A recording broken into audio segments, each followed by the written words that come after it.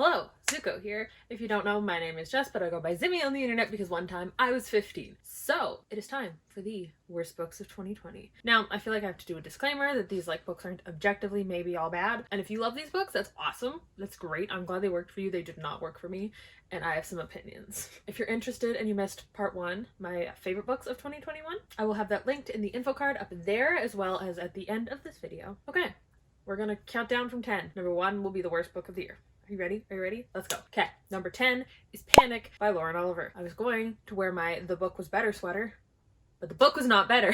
The book was awful. I hated it. It was so shallow. So if you don't know, there was an Amazon Prime series made this year that was loosely based on Lauren Oliver's book Panic, which is about a small town that in the high school at the end of the year, everyone can participate in this big game organized by God knows who, where they kind of have to do a bunch of horrifying things and A, not die, and B, not chicken out, right? So that's all fun and good. I really liked the Amazon show, and the guy who played Ray, who I believe is also named Ray, I think it's Ray Nicholson, Jack Nicholson's son, and he's 30, so I can say this, but I think that he was very attractive. So that made it better, and his character was really fleshed out. The TV show made the characters into people. The book was shallow as hell. I didn't give a shit about any of the characters. I think there was a higher death count in the books, immediately, which was wild.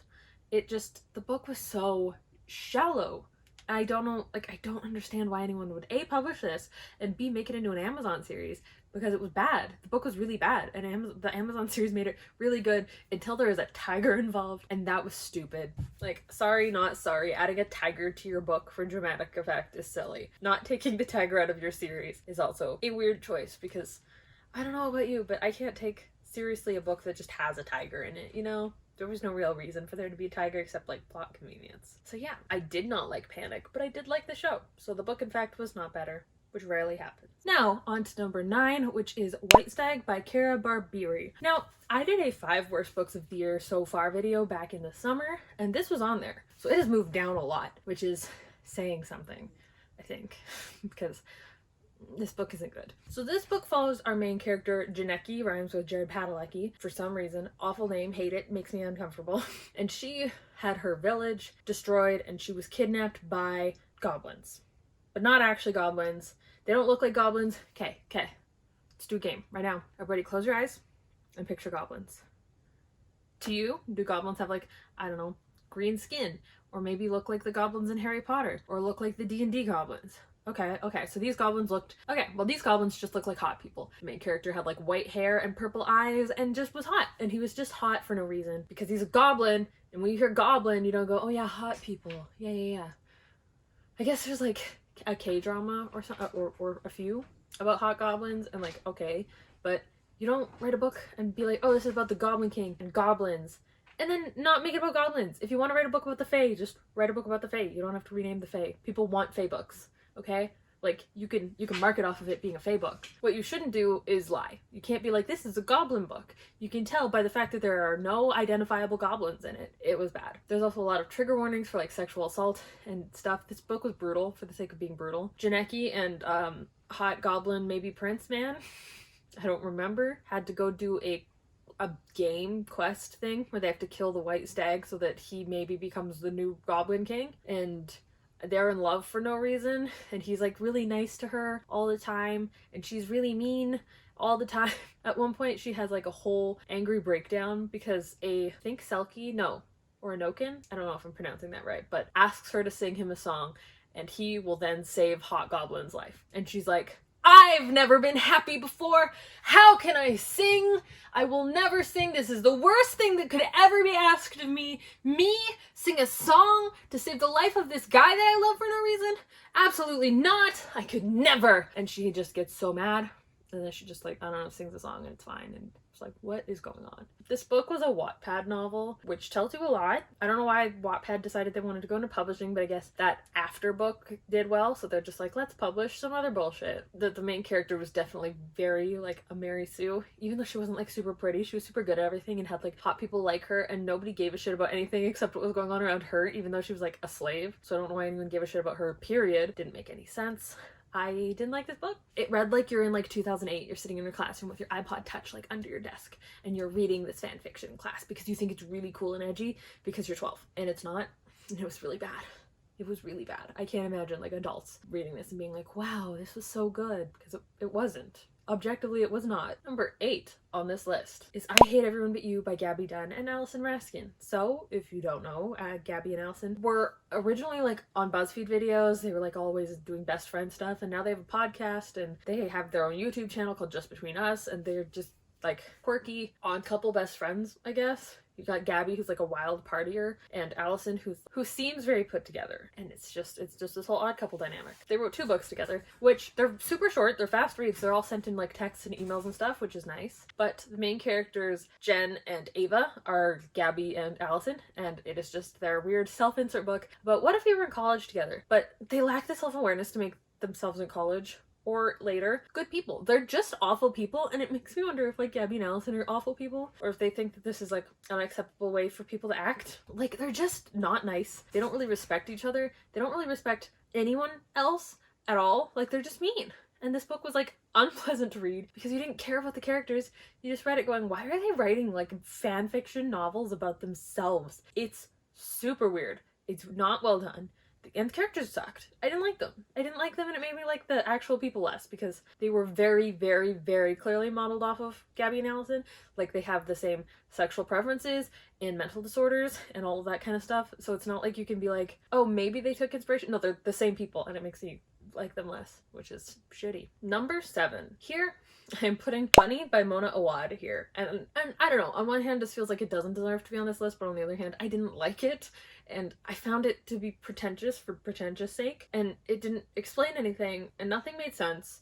And I feel like it was written and published because people thought it was artsy. And I did not think it was artsy, because I thought it was not well done. So this is a weird, like, dark academia book about a girl who falls in with this group of like really feminine, girly girl, like pretty dresses kind of group of girls who have always seemed like a cult, and they all call each other Bunny. And you find out that they have been turning bunnies into boys, and that's never really explained, and it's a whole thing. And I think there's like a lot, well, I know there's a lot of animal abuse, and there's gore for gore's sake, and it felt so pretentious. I don't know. If you really like this book, let me know down below. I would love to have like someone tell me what they thought of the book in a respectful manner, because I just didn't like it, and it felt really pretentious. And like, those are my only really critiques, is that it felt annoying. But I don't know. Do I hate this for a reason, or do I just hate it?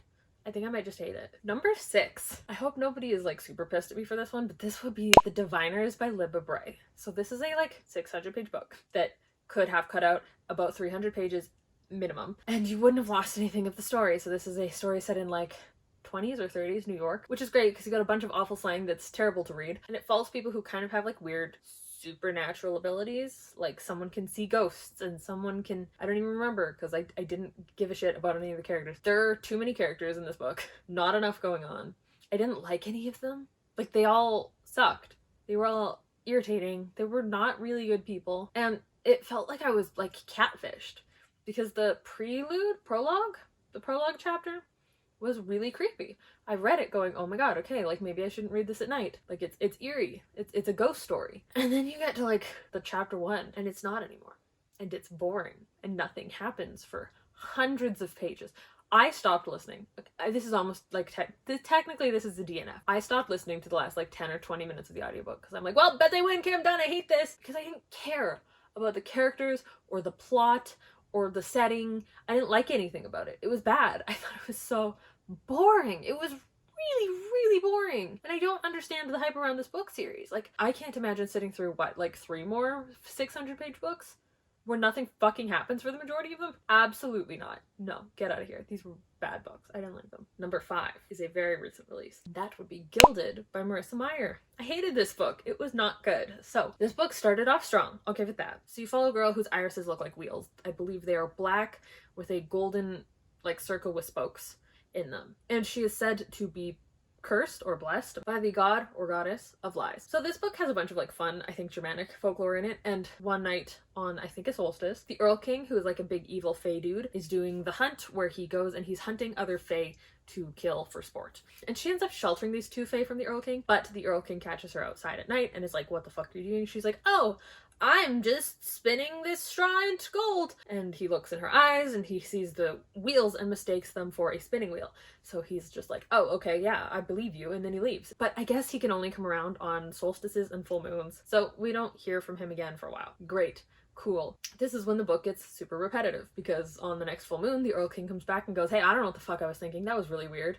And he kidnaps her and is like, you have to spin all of the straw in this room into gold. If it's not clear, this was a Rumpelstiltskin retelling. So she gets there and she's like, oh shit, I can't fucking do this. Like, what am I gonna do? But thank God, for no fucking reason, there's a ghost in this castle that can spin straw into gold. Like, thank fucking God, because like what the fuck would she have done otherwise? So she trades something and this ghost spins the straw into gold and she's set free the next day. Then for some reason we do this 3 or 4 times where every full moon the Earl King comes and takes her and is like, spin the straw into gold, and she for no reason immediately has fallen in love with the weird gold spinning ghost, and that's a whole ordeal because it was insta-love and it's not good. And the straw ghost doesn't have any personality, so I don't know what they see in each other. She's the only character that like has a personality, and you get all these side characters and like a lot of nothing happening in the book because obviously there's really only a plot every full moon, which is super fun. This is also going to be a duology, where this was also a 500-page book.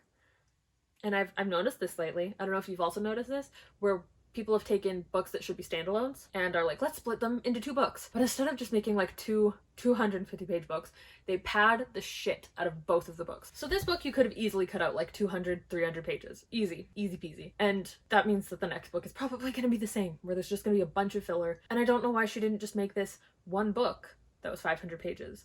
Even that would, I think, be pushing it, because it was just, nothing mattered. The characters were boring. Like, I think Rumpelstiltskin is a pretty short story, and she's like, what if I made it 2 500-page books? Wouldn't that be like really quirky of me? It's not. It's bad. It's bad, and the characters are bad, and the insta-love is awful. It was so repetitive. The romance made me so mad. It made me so mad. It was like heterosexual to the point where it was like being aggressive about it. But like, I will say, I did like the folklore elements and stuff. I thought that was well done. It just didn't take up enough of the book for me, you know? So, yeah, it sucks. I have this beautiful Fairy Loot edition on the way, but this book was a dud for me. Am I gonna read the sequel? Maybe. I don't know. That feels like punishment, but I might do it if I get really bored. We'll see. Number 4 on this list is, oh, I don't have the author here. I should get the authors up before I do these videos. Is Master of One by Jada Jones and Danielle Bennett. Okay, I was super excited about this book because it was a queer fae book. And I want queer fae books. Are you kidding me? Yes. But this book wanted to be Six of Crows really bad. It felt like the author read Six of Crows and read the Folk of the Air trilogy and was like, okay, criminals, a criminal group, like a fun criminal found family group is selling, and a fae book, that's selling too. So we should make one of those. Like, we should mash those things together but do bad. You have the main character, Rags, very short name because of course, and he is the criminaliest criminal and a big old thief, and he has a mysterious hidden event that happened in his past that he doesn't want to talk about. And then you get the reveal and you're like, that's okay. Why was this mentioned so many times?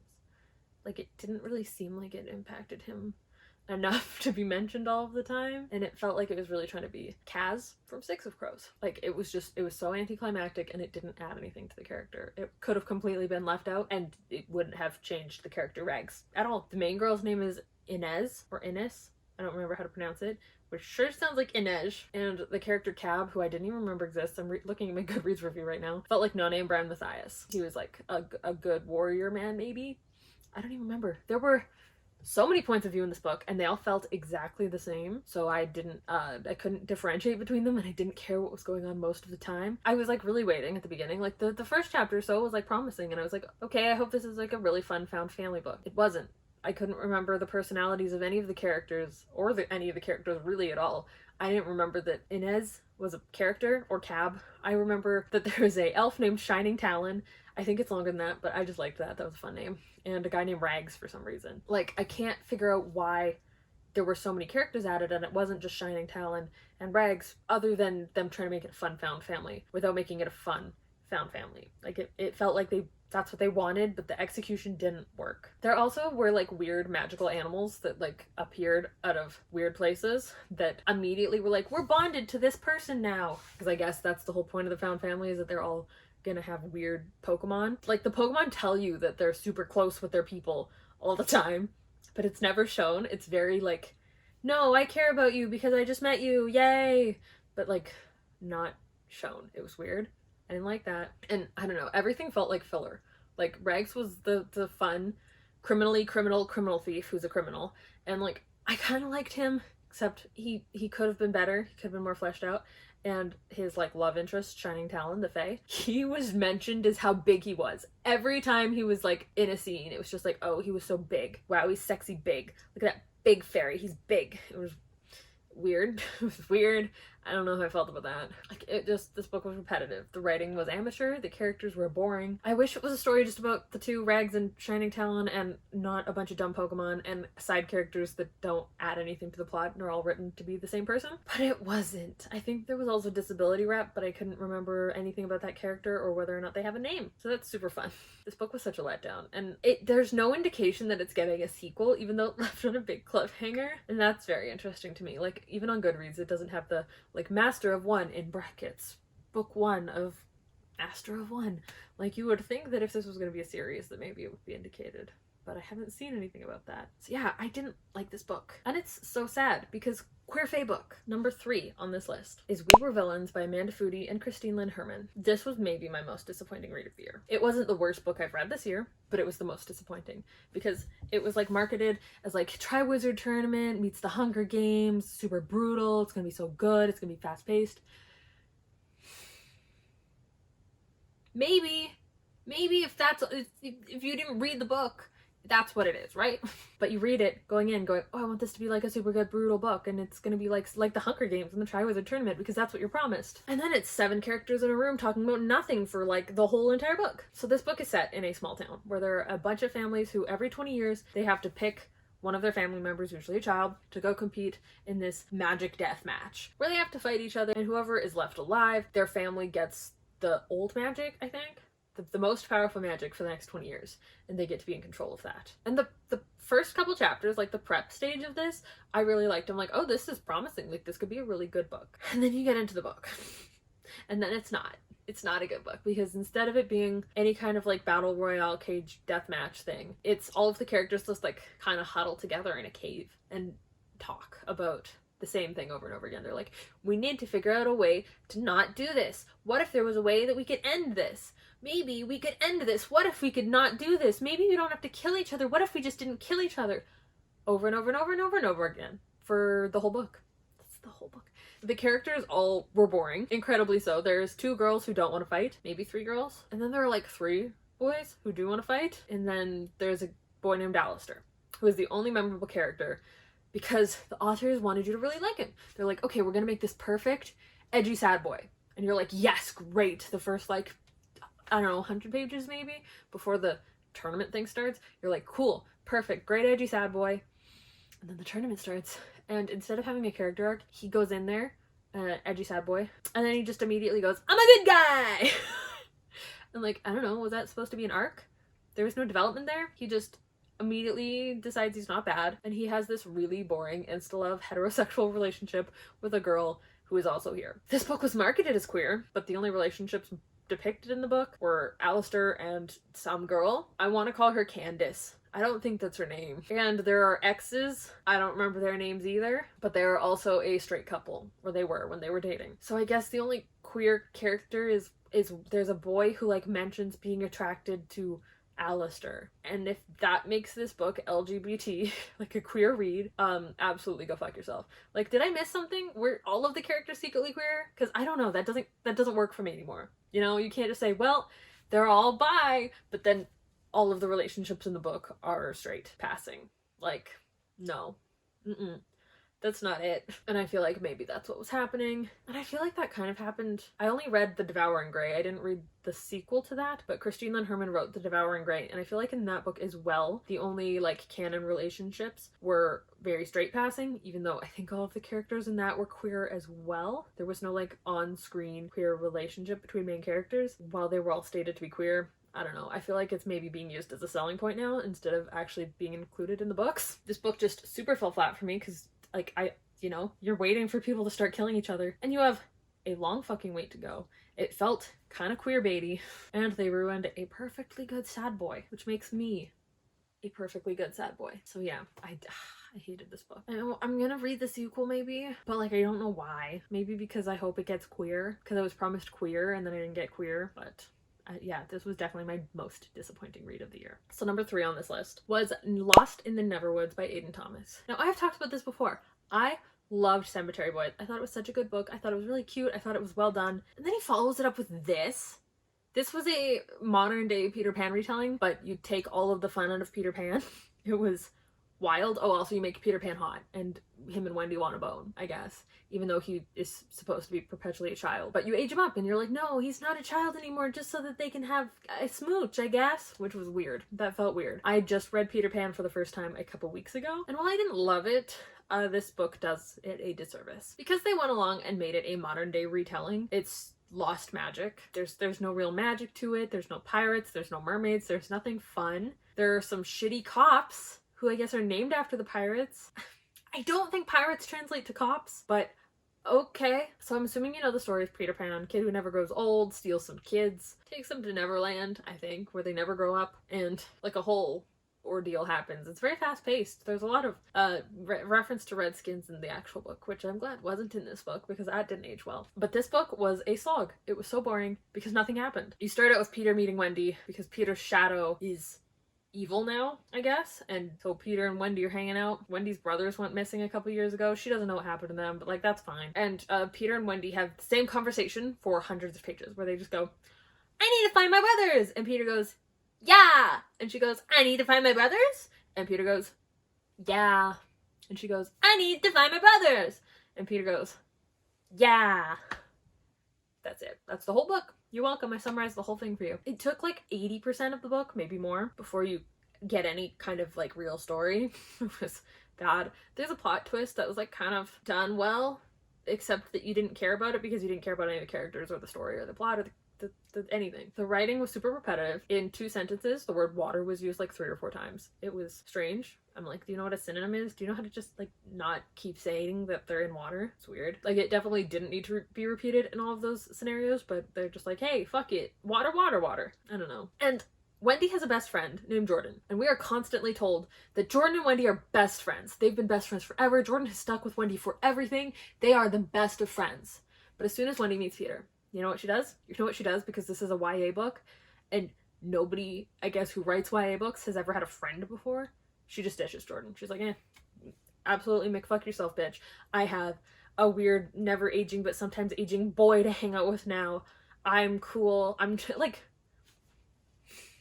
when teenage girls have a best friend and they see something weird, like a magical boy with a magical shadow, they tell them. You're gonna be like, oh my god, Jordan, I can't believe what fucking happened. You're never gonna believe this. I know I sound fucking crazy. I met this weird kid named Peter Pan. I don't know what the fuck's up with him. He has a shadow that just like, you tell your friends. Especially if you have a crush, you tell your friends. This doesn't make any sense. This is an awful, awful, awful attempt at trying to write friendships because that's not what a friendship is. You're like, YA is just like, oh, friendship, yeah, they're best friends until there's a boy, and in that case you immediately abandon your best friend for this boy you just met without reason. She didn't need to stop talking to Jordan. She chose to. She could have involved Jordan. She chose not to. I just don't understand the point of adding a best friend if you're just gonna like shit on it. I really thought when I bought this book, like based on the cover and the title, that it was gonna be like a creepy, dark, like maybe Neverland in the forest kind of spooky book. But it wasn't. It was set in the real world where all adults are incompetent and nothing happens. Like, I don't understand why you would even bother making this a Peter Pan retelling or reimagining if you're gonna take all of the fun out of Peter Pan and make it a boring, like, contemporary read. Because you could just not do that. You could just write a boring, straight contemporary. You literally can just do that. You don't have to be like, this is a reimagining of a fun story with magic, where I take out the fun and the magic and I make it straight and boring. Like, in the run of this book, 5 kids go missing in a small town. And it took like 5 before they started doing search parties and stuff to try to find these fucking kids. What the fuck? No, 1 kid goes missing and you do search party. Why 5? That's absurd. And the cops, for some reason, immediately think that Wendy has something to do with the missing kids because a couple years ago, Wendy and her 2 brothers disappear. And eventually Wendy comes back, but her brothers don't. That's kind of the whole book. So now that all these fucking kids are going missing, the cops are like, Wendy's gotta have something to do with it. based on exactly zero evidence, but she went missing once and she came back. So clearly she has something to do with more missing kids. Unclear. There was no like basis for that. I wanted like a fun Peter Pan story, and instead I got Insta-11 shady cops. Also, Wendy had no personality. Also, the villain, which was, I think, Peter Pan's shadow. I don't even remember. He villain monologues. I don't even remember how he was defeated. I just remember he was talking a lot, so I zoned out. I'm gonna end it on the fact that this book had a room in Wendy's house that was unlocked that she'd just never fucking been in before. What? What? No. Hated this book. It was bad. This was not a good book. Number 1, the worst fucking book I have read this year was We Were Restless Things by Cole Nagamatsu. I feel like I yell about this book a lot. It's because it was that fucking bad. Like, look at this cover. Look at it. Look at it. Look at it. Okay, so this book is sold to you as a boy drowns in the woods nowhere near a body of water and nobody can figure out what's going on. And you're like, that sounds like a super fun mystery. I would love to know what the fuck is going on with that. The book itself, boy drowns, whatever. It's not really an issue. Nobody cares that much. But you get to meet Nomi, who was like kind of flirting with the guy who drowned, and she gets a new stepbrother. And Nomi and her stepbrother get close. And then they get too close. And it's super fucking weird because they're just like, hey, what if we had sex? Huh? What? What do you mean? Why? There's a whole chapter of Nomi and her stepbrother being like, we could have sex. And Nomi's like, I'm like asexual, but like I'll have sex with my stepbrother. I'm like, and then they actually like do at least try to have sex, and that's also a whole chapter dedicated to that, which was no. So Jonas's dad has gotten together with this woman who owns a bed and breakfast, and Jonas's dad and Naomi's mom are not characters. They have like maybe 1 or 2 lines. So as I've said a million times, there was literally no reason for them to be step siblings. Their parents could have been business partners or friends or anything else, but the author was like, I really want them to be step siblings though, because that's clearly my kink. Like, the author had a fetish. There was no fucking way in hell that there was anything going on in this book other than the author had a step siblings kink. And that was super fucked up, especially in a book starring minors. Like, holy shit. What? You made a book just to write your weird step sibling kink about teenagers?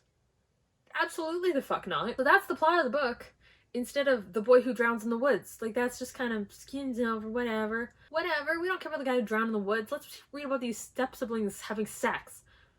No! I did like that Nomi was asexual. Like, that's fun. But too bad she was attracted to her stepbrother. And she existed, like, clearly for the male gaze. Like, every man was attracted to her for no fucking reason. Like, she was kind of rude and pretentious, but, like, boys were just like, wow-wee, that Nomi. I bet if she wasn't fucking her stepbrother, she'd want to be my girlfriend. And she didn't have enough personality or, like, good traits for anyone to be that interested in her. That was weird. To top it all off, I listened to the audiobook. Both of the narrators for the audiobook, there was a man and a woman, I believe, they both had the most monotonous, droning on and on and on kind of sounding voices. There was barely any inflection or like interest put into their vocal performances, that it was extra painful to read. It was just awful. It really exacerbated the problem of how dull and slow and boring this book was, because it's not a like short book. It's fairly long, so that you can dedicate all of those chapters to step siblings falling in love, I guess. I don't know, man. I just don't understand then why you would market this book as an intriguing mystery about a boy who is found drowned on dry land in the middle of the woods, when that's not what you're actually going to be writing a book about. Like, market this as a weird contemporary about step siblings who want to sleep with each other, because then the right audience of fucking weirdos can read that and find it, instead of people who want to read like books with a plot. No, I have to read the weird fucking incest book. No. And I don't want to hear anybody fucking saying, they're step siblings, it's fine. I am adopted. I have a step sibling that I didn't meet until we were older. That's my sibling. I don't care how far removed from him I am. It's my sibling. No. If for some reason you and your step sibling were adults and you were dating and your parents met through you two dating, or something, like your parents met after you two were already dating and they got together, fine. But if your parents start dating first and that's how you meet each other, no. Nope. No. Bye. No. So yeah, that's me getting heated about some fucking shitty books that made me mad and disappointed this year, because some of them had really good covers, some of them had really good premises, and then all of them were bad. They were all bad. I hope y'all enjoyed this video. I will again have the link to the best books that I read this year in my ending screen thing. Let me know down below a book that you hated, or if you hated any of the same books that I did. I would love to know. And yeah, I'll see you whenever I do my next video.